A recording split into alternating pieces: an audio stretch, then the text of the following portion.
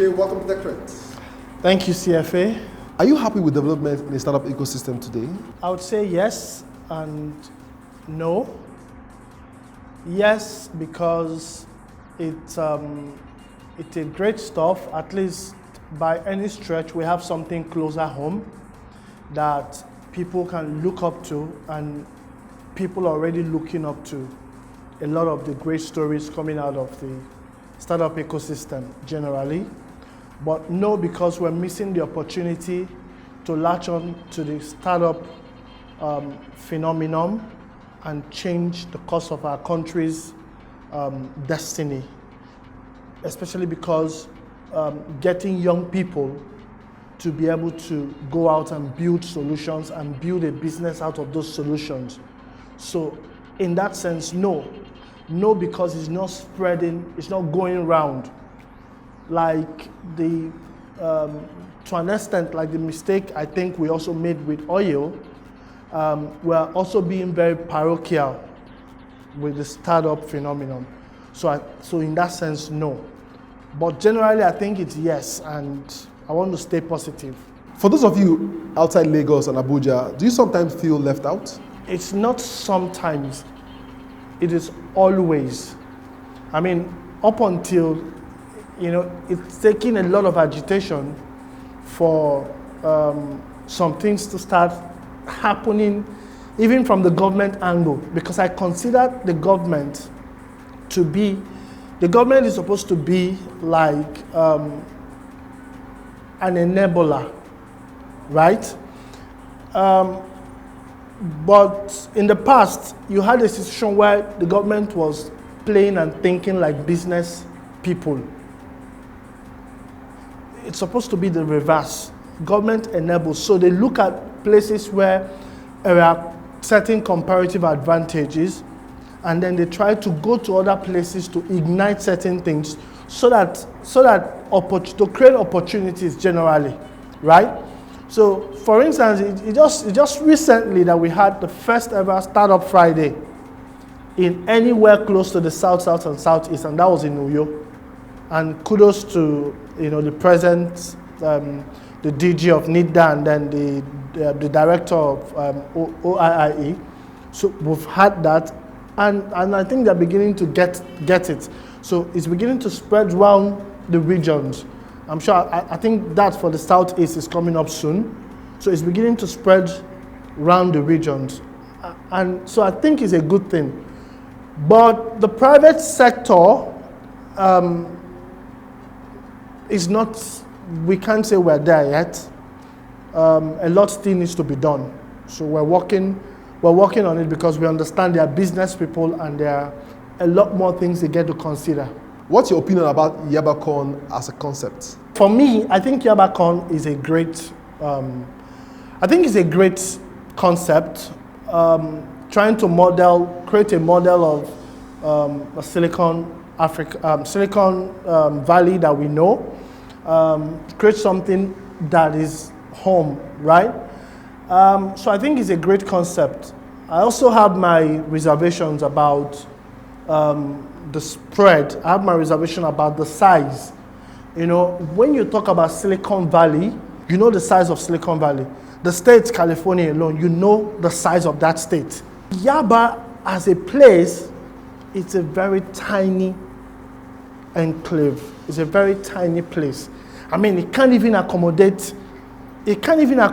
some of the big startups that started there. That's why some of them are leaving, and Dela has left Yaba, right? And a lot more startups are growing up to leave Yaba. If you say it's the whole of Lagos, it will make a lot more sense to me. But it's great at the end of the day. It's great that we have somebody even thinking that we need to create something that people can identify with and latch on with. I think that other people in other places, which is what is already happening, should be able to also get up and create things, that people in their own places can latch onto. For folks like you who do this selfless work of advocacy, is it not affecting your primary business? Of course it is, right?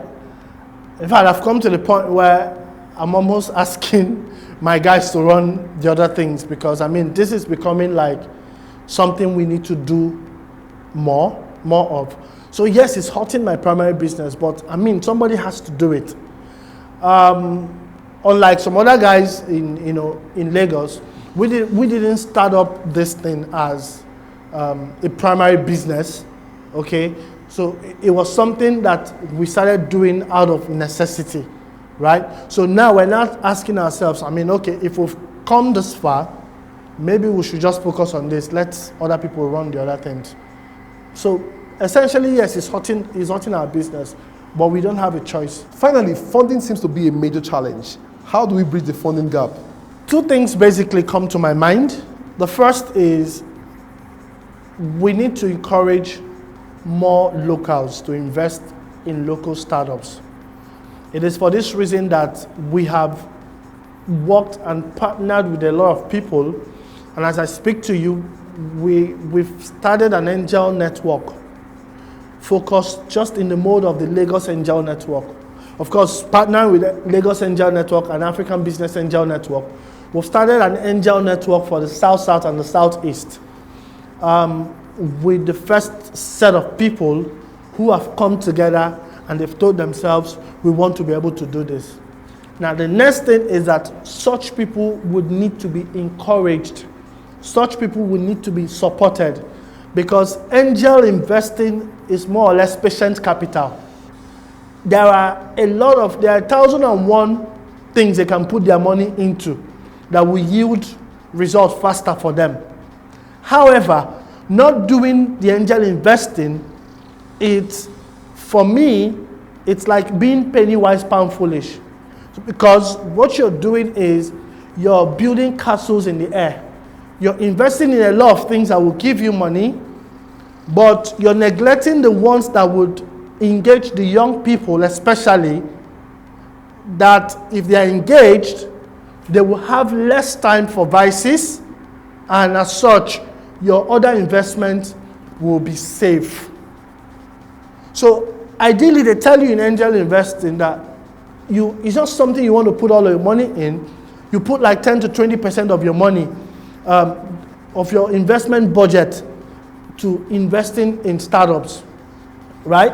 So I think that the government may need to step in and create some policies that will encourage people to become angel investors. And one of my favorite policies I've been advocating for is that there's a tax code that allows corporates to get back their CSR through tax rebate. So when the corporates do CSR, they get it back, they get something back through tax rebate. I think that we should be able to innovate around that and use that same code to get both corporates and individuals to invest in startups.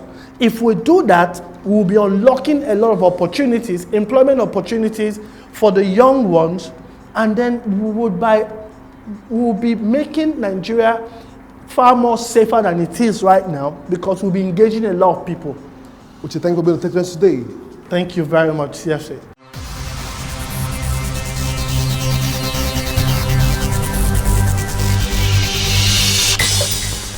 I've been chatting with Uche Aniche, founder Startup South, and one must point out that his selfless service has helped some startups from the Southeast and South-South regions move to the next phase.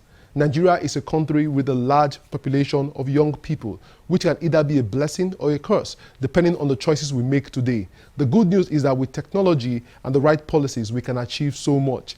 That's our show today. But the conversation continues online.